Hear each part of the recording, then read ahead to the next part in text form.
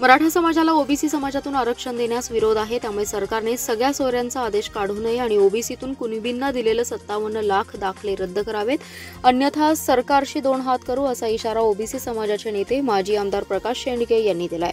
तर भुजबळ तिथे जातील तिथेच उमेदवार पाडा अशी भाषा जरांगे करत आहेत. कावळ्याच्या शापाने गाय मरत नाही, कोणता उमेदवार निवडून आणायचा हे जनता ठरवते असा टोला देखील त्यांनी लगावलाय. तर रविवारी होणाऱ्या मेळाव्यात ओबीसींची ताकद दाखवू असंही त्यांनी सांगितलंय.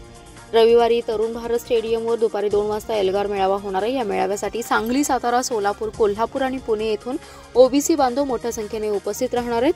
तर छगन भुजबळ, गोपीचंद पडळकर, विरोधी पक्षनेते विजय वडेट्टीवार, आमदार पंकजा मुंडे, लक्ष्मण हाके, शब्बर अन्सारी यांच्यासह ओबीसी समाजातील विविध नेते, पदाधिकारी मेळाव्याला मार्गदर्शन करणार असल्याचे प्रकाश शेंडगे यांनी सांगितले.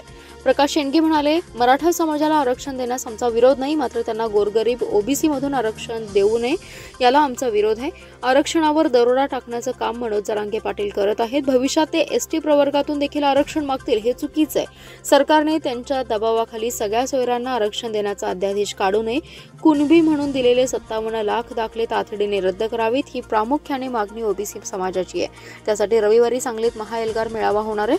शासनाने जर ओबीसी समाजाच्या विरोधात निर्णय दिला तर शासनाशी देखील दोन हात करू असा इशारा शेंडगे यांनी दिलाय.